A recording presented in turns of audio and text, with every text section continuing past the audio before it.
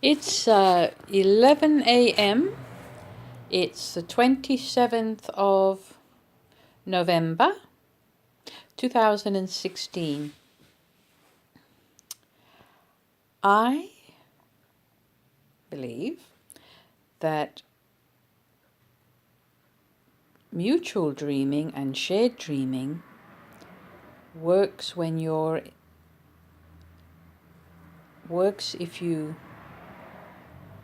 know how to kind of fall in love with the person you want to mutual dream or share dream with.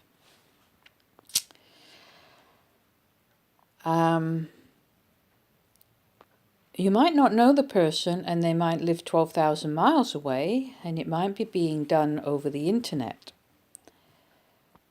But back in 2008, I came online because of a dream, and soon after that, somebody contacted me and they emailed and phoned me and Skyped with me. And this person was an extraordinary dreamer.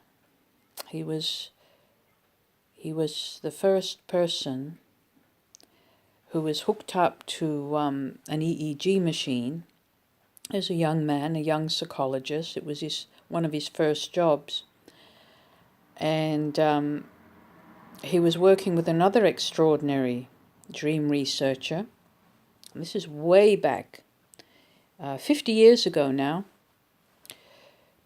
And what happened was, all they were doing was,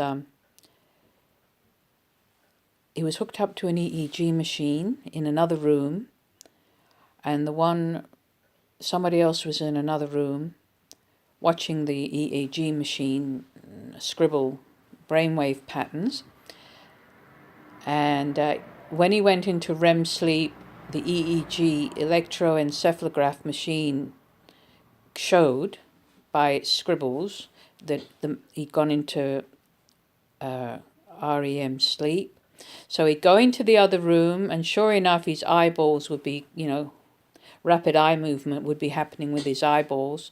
And he'd wake him up when he was in rapid eye movement sleep and tell me what you were dreaming, and he'd write down his dreams, and then he'd send him back to sleep, go back to sleep. And this would happen several times a night after night. This was a proper experiment.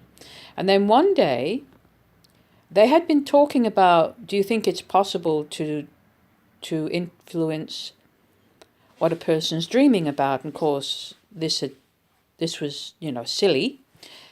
But when my friend went back to sleep that night, the guy that was waking him up decided he'd do an experiment without even telling Robert Vandercastle, the young person with the things on his head connected to the EEG machine sleeping.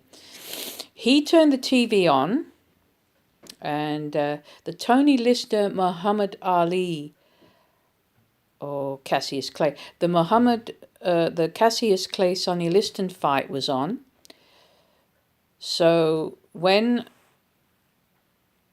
Robert Vandercastle, in the room by himself, was in the dreaming state, Calvin Hall really concentrated on this fight of the biggest fight that ever was between Cassius Clay and Sonny Liston, and even threw a few shadow punches in the air, getting really involved, because he wanted to see if he could influence Bob Vandercastle's REM sleep.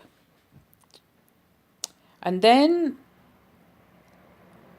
he went in next door and he woke up Bob Vandercastle at the appropriate time and told him to tell him his dream.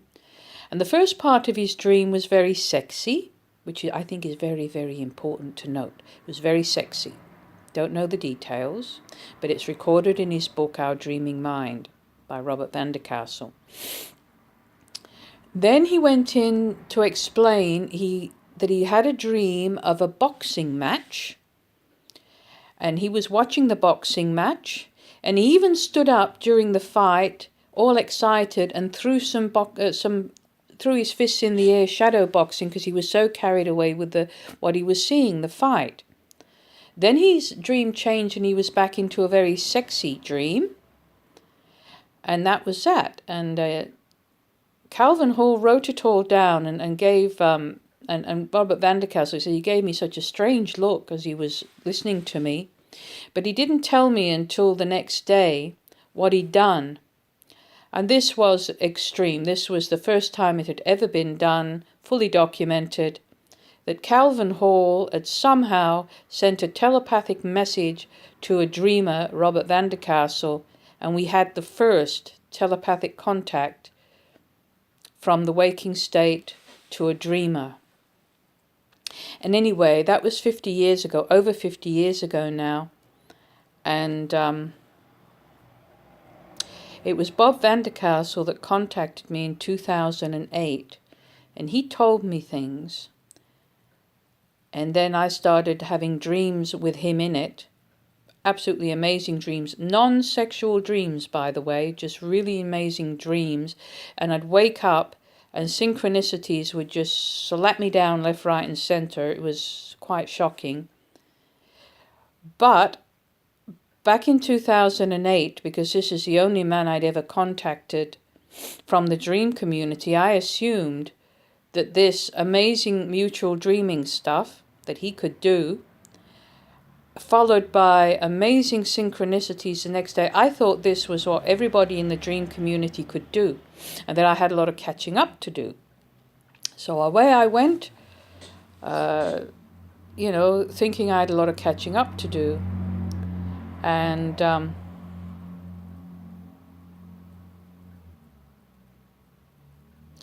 at 7 minutes, I want to stop it.